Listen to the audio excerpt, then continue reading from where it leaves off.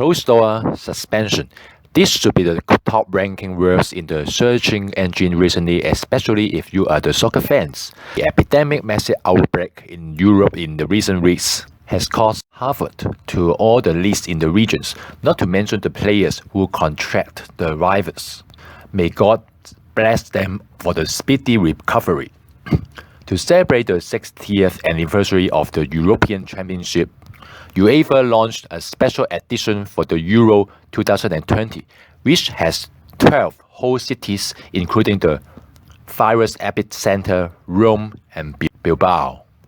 I already had an episode to discuss all the inherent problems of the competition.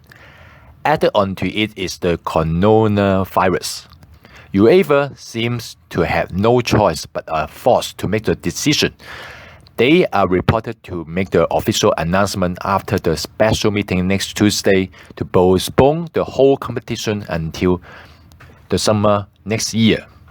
Facing with the closure of La Liga, Serie League One, and possibly English Premier League and Bundesliga, UEFA needs to react promptly to the much worsening situation. Overseeing all the competitions in Europe is their fundamental duty. They are responsible to make ways to the countries hugely affected by the virus to finish the postponed matches during the summer. It's not yet known how long the suspension will take in the individual league or league cups, and how the matches will be replaced or switched into another format. And how about the European Champions League and Europa League? They could also be cancelled and suspended until further notice. This should be another mess to the UEFA. I still guess UEFA is not willing to put aside the celebration, but there should be no other group options available. How about delaying the Euro 2020 for several weeks? Well, technically it is possible, but the current outbreak suggests that the suspension of the local soccer leagues could be longer than we expected, at least after the Easter holidays. The make-up matches, possibly including the Champions League and Europa League, could then be rescheduled starting from May in the latest. So how could the national players be gathered for training and playing friendly matches even the Euro starts a little bit later? Some star players may have to play matches in early summer. Both the clubs and players may say no to cut short their holidays this year. And how about playing the matches in the closed doors? It is neither possible for the following reasons. First, European Championship is played only once in a 4-year span. That is the biggest project of UEFA, so that they do not want any losses financially. In addition to the financial reason, unlike other soccer leagues, national tournaments only last for a month, with the minimum of 3 matches for a single team. If the fans are prohibited to support their nations, they have no chances to support their teams in an international tournament for 8 years. Assume that the nation could not qualify into the World Cup in between. Certainly, UEFA may receive a lot of complaints from the soccer fans in the region. It is also very important for more nations to put their fullest effort playing for the pride of own nations with cheers chanted from their dear fans. Sometimes this miracle works, like Iceland. This is the magic of the 12th man in the stadium, which is very highly valuable in modern soccer. Known for its inefficiency and bureaucracy, UEFA policy and competitions have not brought any good contribution to the development of European soccer as a whole. But this time, I have to admit that they certainly do the things right and do right things.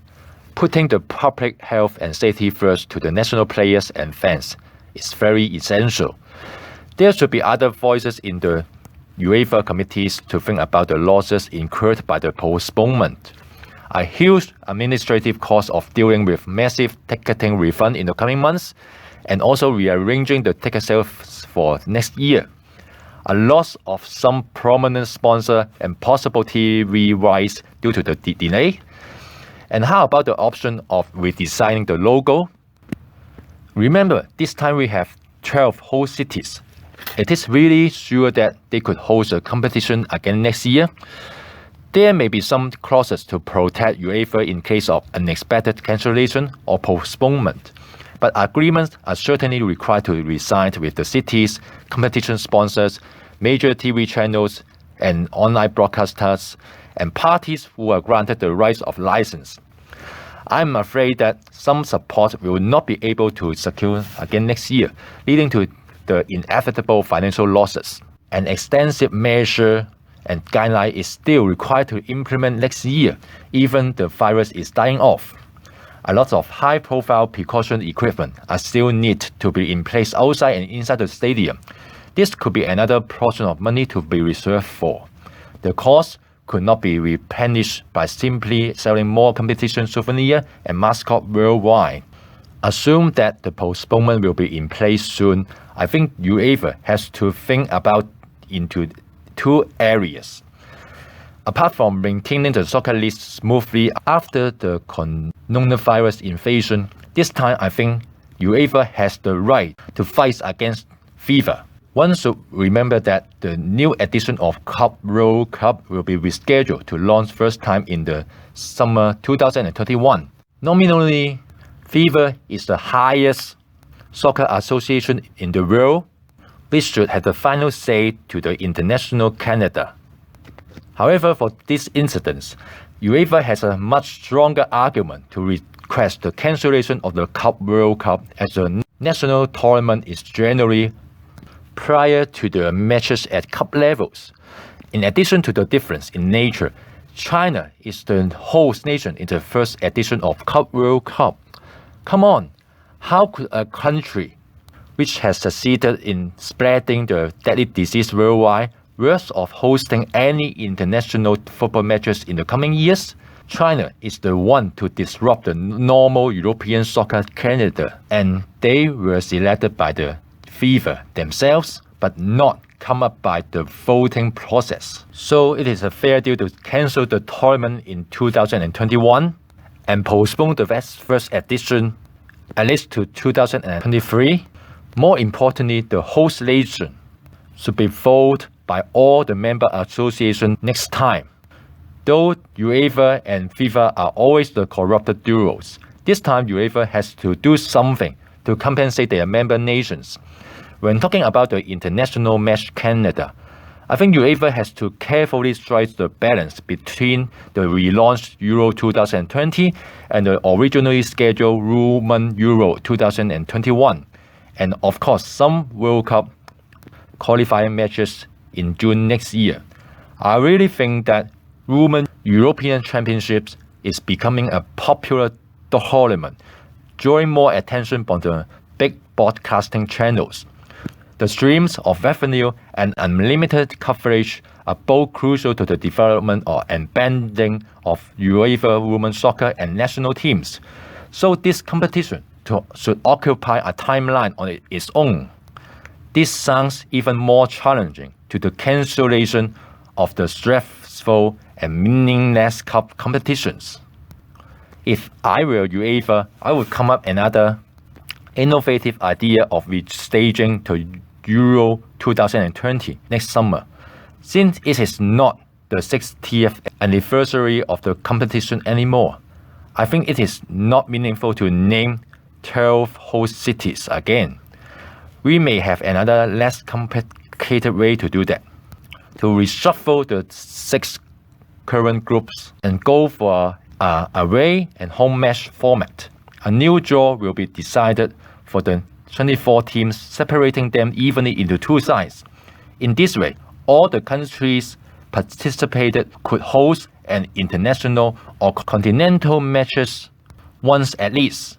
The route to the last 6 is predetermined after the first and 2 rounds. And how about the last 6?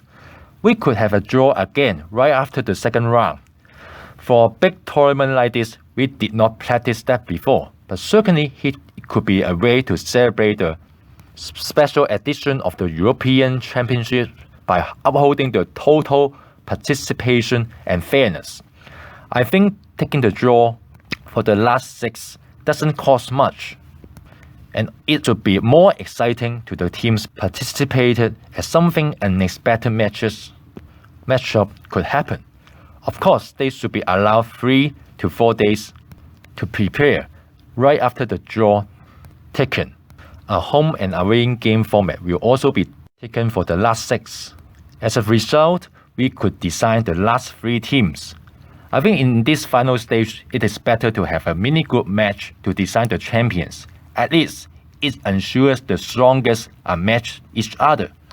If either 2 teams have the same points and same goal difference, UEFA could arrange a playoff final match. I know most of the soccer fans may not agree with my proposed new format, and I also believe UEFA may not revise the competition format anymore. But I still think it worth a try to celebrate the special edition of Euro. If UEFA really does not want to lose this special opportunity to rebrand themselves.